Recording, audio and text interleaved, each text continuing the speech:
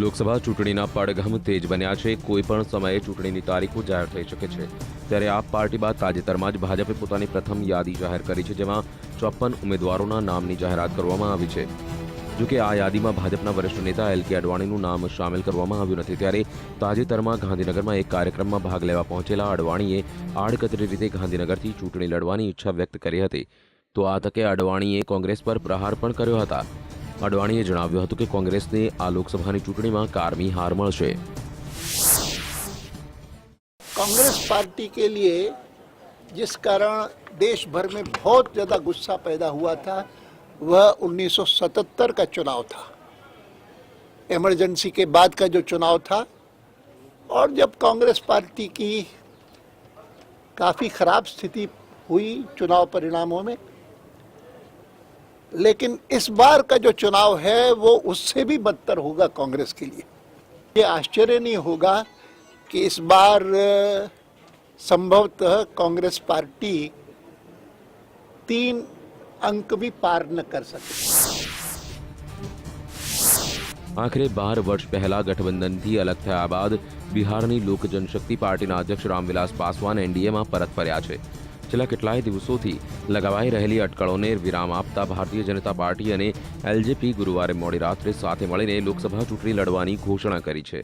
આ ગઠબંધનમાં જોડાણ અંગેની જાહેરાત ભાજપા અધ્યક્ષ રાજનાથ સિંહ અને એલજેપી અધ્યક્ષ રામવિલાસ પાસવાને એક સંયુક્ત પત્રકાર પરિષદમાં કરી હતી।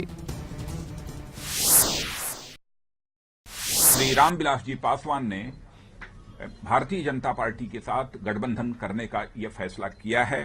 पार्टी का अध्यक्ष होने के नाते मैं इस गठबंधन का मैं स्वागत करता हूं और श्री रामविलास जी पासवान ने जो यह फैसला किया है मैं इसके लिए अपनी तरफ से आभार व्यक्त करता हूं।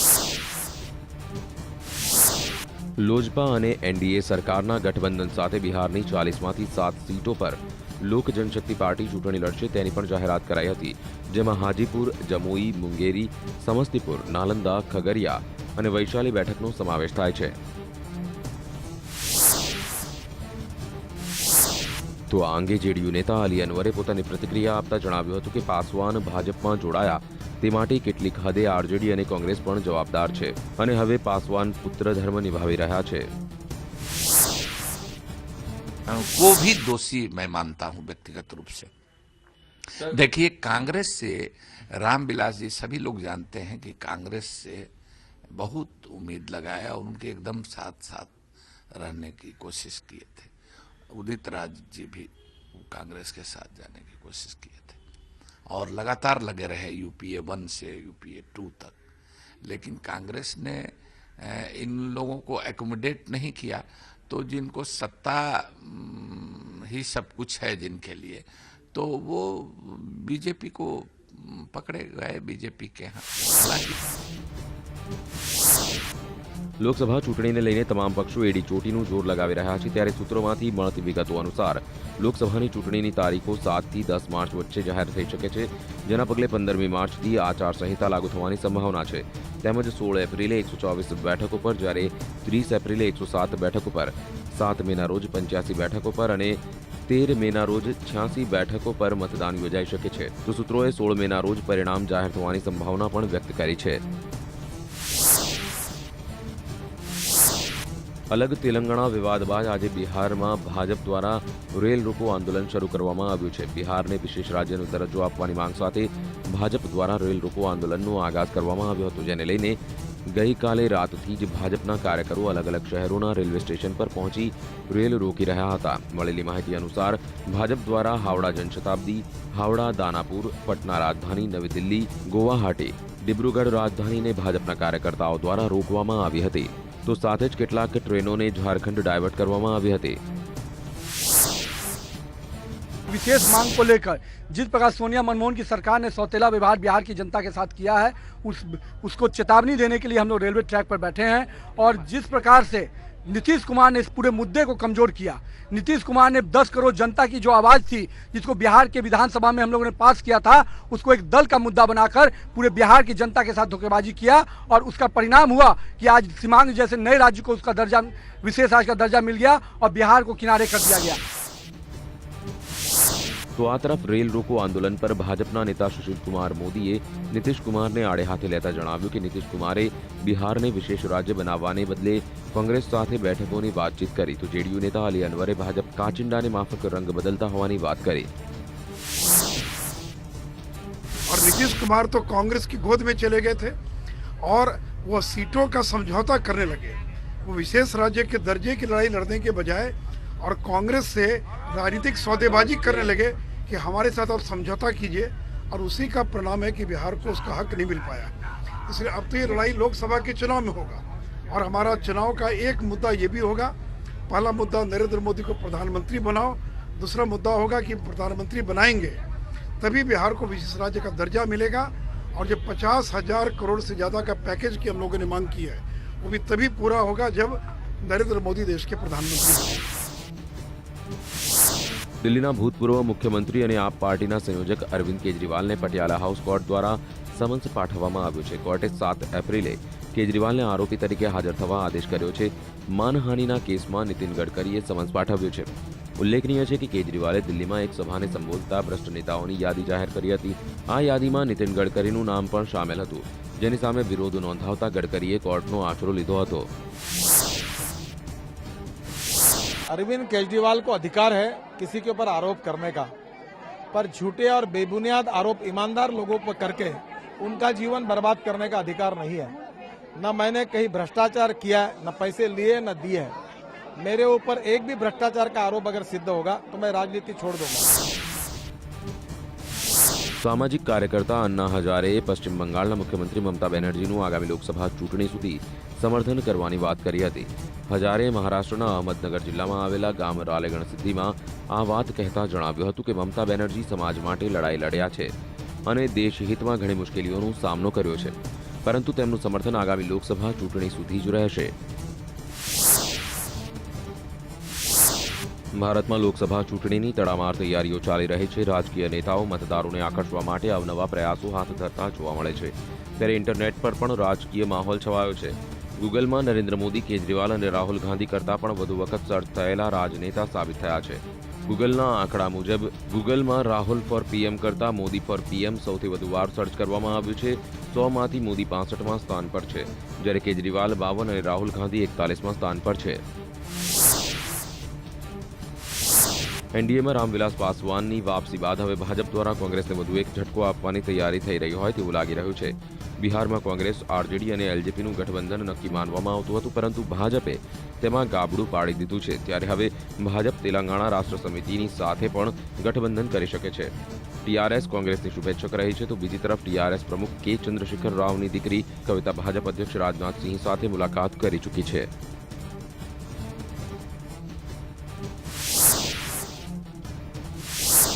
લોકસભાની ચૂંટણી પહેલા જ યુપીએ સરકારની કેબિનેટની આજે બેઠક મળેલી, જેમાં કેટલાક મહત્વના નિર્ણયો લેવામાં આવ્યા છે। કેબિનેટે સરકારના કર્મચારીઓના ડીએમાં 10% વધારો કર્યો છે, જેના પગલે હવે સરકારી કર્મચારીઓનું ડીએ વધીને 100% થઈ ગયું છે।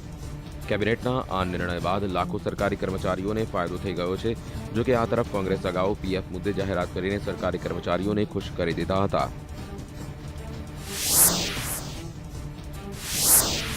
બીજી તરફ કેબિનેટે અલગ તેલંગાણા મુદ્દે થયેલા હોબાળા બાદ આંધ્રના મુખ્યપ્રધાન પદેથી કિરણ રેડ્ડીએ રાજીનામું આપ્યું હતું।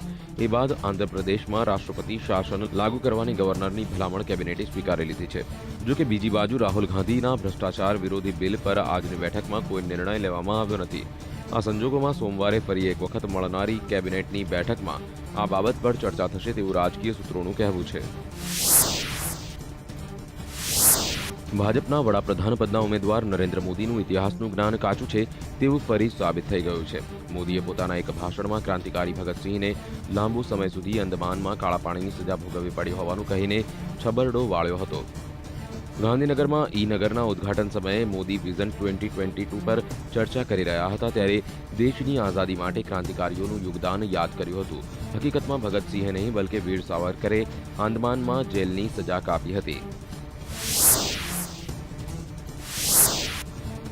આમ આદમી દ્વારા તાજેતરમાં જ બહાર પાડવામાં આવેલી લોકસભા ઉમેદવારની યાદીમાં આપે પોતાની વેબસાઇટ પર લોકસભાની બેઠકો પર ચૂંટણી લડવા ઈચ્છુક લોકોની માહિતી મંગાવી હતી, જેનું રજીસ્ટ્રેશન 31મી જાન્યુઆરી સુધી ચાલ્યું હતું. પરંતુ આમ આદમી પાર્ટીએ પોતાના આ ઓનલાઈન કેમ્પેનના નામે માત્ર ધુપ્પલ જ ચલાવ્યો હોવાનું જાણવા મળે છે. કારણ કે પક્ષે પોતાના ઉમેદવારોની પહેલી યાદી જાહેર કરી તેમાં સામેલ લોકોએ વેબસાઇટ પર રજીસ્ટ્રેશન કરાવ્યું હતું કે કેમ તેની કોઈ ચોખવટ નથી કરાઈ, જેની સામે એક ટિકિટ વાંચુક અને આમ આદમી પાર્ટીના સમર્થકે કેજરીવાલને ઈમેલ લખી પોતાનો વિરોધ વ્યક્ત કર્યો હતો. નમો ચાય, નમો ફિસ્ટોલ અને હવે માર્કેટમાં આવી ગઈ છે નમો અગરબત્તી. વડોદરાના એક અગરબત્તી ઉત્પાદકે નમો 272 પ્લસ નામથી અગરબત્તીની એક પ્રોડક્ટ લોન્ચ કરી છે, જેની ખરીદી કરીને લોકો મોદી પીએમ બને તેની કામના કરી રહ્યા છે. નરેન્દ્ર મોદી ફક્ત બીજેપીના પીએમ કેન્ડિડેટ જ નહીં પરંતુ એક બ્રાન્ડ બની ચૂક્યા છે. વડોદરાના અક્ષય પરનામી નામના અગરબત્તી ઉત્પાદકનું કહેવું છે કે તેઓ નરેન્દ્ર મોદીના ચાહક છે અને ઈચ્છે છે કે મોદી વડાપ્રધાન બને. રામવિલાસ પાસવાનની લોક જનશક્તિ પાર્ટી સાથે ગઠબંધન બાદ દક્ષિણ ભારતમાં પણ મોદી ઇફેક્ટ જોવા મળી રહ્યો છે. ડીએમકેના સુપ્રીમો અને કોંગ્રેસના પૂર્વ સહયોગી એમ કરુણાનિધિએ જણાવ્યું છે કે બીજેપીના પીએમ પદના ઉમેદવાર નરેન્દ્ર મોદી તેઓના ઘણા સારા મિત્ર છે. આ પહેલા એ રિપોર્ટ પણ આવી હતી કે તેલંગાણા રાષ્ટ્ર સમિતિના નેતાઓ અને બીજેપીના નેતાઓ વચ્ચે ગઠબંધન થઈ શકે છે. એક તામિલ સમાચાર પત્રને આપેલા ઇન્ટરવ્યુમાં કરુણાનિધિએ મોદીના ભરપેટ વખાણ કર્યા હતા અને કહ્યું હતું કે જે રીતે તેઓ ચૂંટણી અભિયાન ચલાવી રહ્યા છે તેનાથી એ વાત સાબિત થાય છે કે તેઓ ઘણા મહેનતુ નેતા છે. લોકસભા ચૂંટણીને લઈને દેશની રાજનીતિમાં ગરમીનો માહોલ છવાયો છે. કર્ણાટકના ગુલબર્ગા ખાતે નરેન્દ્ર મોદીએ જાહેર સભાને સંબોધન આપ્યું હતું અને કોંગ્રેસ પર આકરા પ્રહારો કર્યા હતા. સાથે તેલંગાણા મુદ્દે પણ કોંગ્રેસ પર બરાબરના પ્રહારો કરીને મોદીએ સીમાંત્ર સાથે અન્યાય થયો હોવાની વાત કરી હતી. सरदार वल्लभ भाई पटेल उस कांग्रेस का प्रतिनिधित्व करते थे जो जोड़ना जानती थी, देश को एक करना जानते थे, राज्यों को मिलाने का काम करते थे.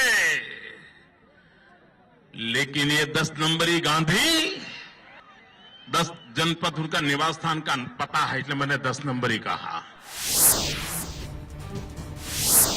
લખનૌ ખાતે આજે રાહુલ ગાંધીએ આંગણવાડીના કર્મચારીઓ સાથે વાતચીત કરી હતી, જેમાં આંગણવાડીના કર્મચારીઓ સાથે વિવિધ મુદ્દે રાહુલ ગાંધીએ વાતચીત કરી હતી. સાથે આંગણવાડીના કર્મચારીઓ મધ્યમ વર્ગમાં આવે તે માટે રાહુલે હાકલ કરી હતી. બિહાર ભાજપ અને લોજપાના ગઠબંધનથી રાજકારણ ગરમાયું છે, તેમાં મુખ્યમંત્રી નીતિશ કુમારે રાજકારણમાં કોઈ સિદ્ધાંત ન હોવાની વાત કરી હતી અને પાસવાન પર પ્રહાર કર્યો હતો. की कोई चीज नहीं है, ये प्रमाणित कर दिया. इसलिए हमने कहा था कि ये विचित्र किंतु सत्य है और ये काम इस देश में कोई दूसरा कर ही नहीं सकता. તો લોકસભા ચૂંટણીની તૈયારીઓને લઈને અરવિંદ કેજરીવાલ ગુજરાતના પ્રવાસે આવવાના છે. તો આ મામલે અમારા દિલ્હી સંવાદદાતાએ આમ આદમી પાર્ટીના પ્રવક્તા દિલીપ પાંડે સાથે વાતચીત કરી હતી. મોદીના ગઢમાં કેજરીવાલ ઝાડુ ચલાવશે અને ફરીથી ડામાડોળ બનેલી આપ પાર્ટીની ગાડીને ફરી પાટા પર લાવવાના પ્રયાસો કરશે. સલમાન ખુરશીદે નરેન્દ્ર મોદી માટે વિવાદિત નિવેદન આપતા રાજકારણ ગરમાયું છે. ત્યારે બેંગ્લોરમાં ખુરશીદના વિવાદિત નિવેદન સામે ભાજપના કાર્યકરોએ વિરોધ પ્રદર્શન કર્યું હતું અને બેનરો સાથે મોટી સંખ્યામાં કાર્યકરો ઉપસ્થિત રહ્યા હતા. તો આ તરફ કેન્દ્રીય મંત્રી સલમાન ખુરશીદ દ્વારા ભાજપના વડાપ્રધાન પદના ઉમેદવાર નરેન્દ્ર મોદીને નપુંસક કહેવાયું. તો બીજી તરફ ભાજપની સહયોગી પાર્ટી શિવસેનાના પ્રમુખ ઉદ્ધવ ઠાકરેએ રક્ષામંત્રી A.K. એન્ટોની માટે આપત્તિજનક ટિપ્પણી કરી છે. સામના મુખપત્રમાં ઉદ્ધવ ઠાકરેએ એન્ટની અને તેની ટીમ માટે નપુંસક શબ્દનો ઉપયોગ કર્યો છે. ઉલ્લેખનીય છે કે મુંબઈમાં સબમરીન સિંધુરત્ન ડૂબી જતા એડમિરલ જોશીએ રાજીનામું આપ્યું હતું, જેની સામે ઉદ્ધવે એડમિરલના રાજીનામા અંગે પ્રશ્ન ઉભો કર્યો હતો. લોકસભાની ચૂંટણીને લઈને શિવસેનાએ પોતાના ઉમેદવારોની પહેલી લિસ્ટ જાહેર કરી દીધી છે. ખાસ વાત તો એ છે કે આ લિસ્ટમાં પાર્ટીના સિનિયર નેતા મનોહર જોશીનું નામ સામેલ નથી કરવામાં આવ્યું. મહારાષ્ટ્રના પૂર્વ સીએમ અને લોકસભાના સ્પીકર રહી ચૂકેલા જોશી સાઉથ સેન્ટ્રલ મુંબઈથી ટિકિટ લેવા ઈચ્છતા હતા, પરંતુ આ બેઠક પરથી રાહુલ શેવાલને ટિકિટ આપવામાં આવી છે. મહારાષ્ટ્રની 48 સીટો પર બીજેપી અને શિવસેના વચ્ચે થયેલા ગઠબંધનને લઈને બીજેપી 26 અને શિવસેના 22 સીટો પર ઉમેદવારો ઉભા રાખશે. શિવસેનાએ પોતાના કોટામાંથી 15 સીટો પર ઉમેદવારોની ઘોષણા કરી દીધી છે. હવે 7 સીટો જ બની છે. એવામાં મનોહર જોશીને અન્ય બેઠક પરથી ટિકિટ મળે તેની સંભાવના ઘણી ઓછી છે.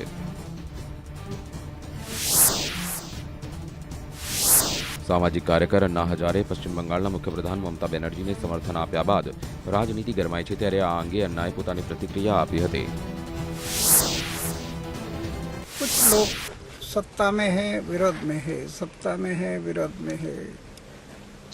भ्रष्टाचार खत्म नहीं हुआ, गुंडागर्दी खत्म नहीं हुई, लूट खत्म नहीं हुई,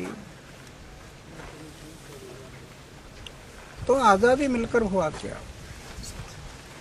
इसलिए मैंने पत्र में लिखा है कि एक ममता जी को मैंने 17 पॉइंट जो लिखे थे, हर पक्ष और पार्टी को लिखे थे.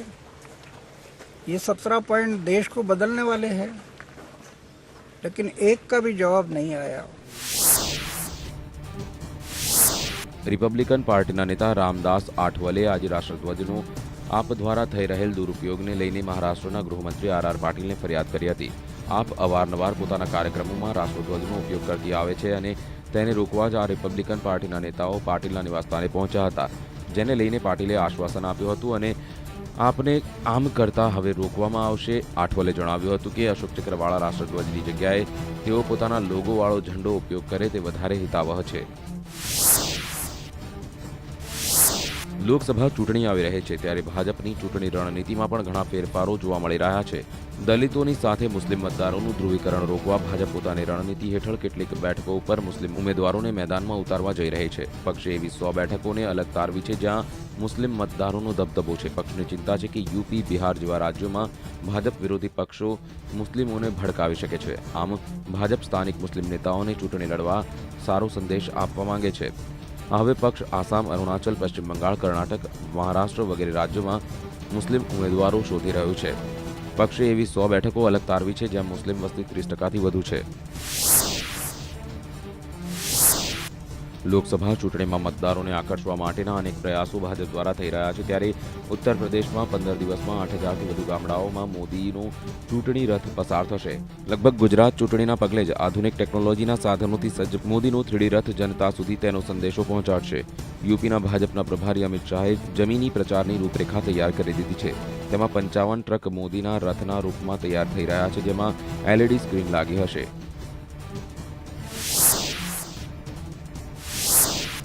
લોકસભા ચૂંટણી પહેલા જ ગુજરાત કોંગ્રેસના પણ ઘણા ધારાસભ્યો ભાજપમાં સામેલ થઈ જતા કોંગ્રેસમાં મોટું ગાબડું પડ્યું છે, ત્યારે રાજકીય વર્તુળોમાં એવી ચર્ચાઓ ચાલી રહી છે કે ગુજરાતમાં કોંગ્રેસી ધારાસભ્યો દ્વારા ભાજપ તરફી પક્ષપલટાને કારણે હાઈકમાન્ડ ચિંતામાં મુકાઈ ગઈ છે અને મેળવ્યો છે આઈબીનો સહારો.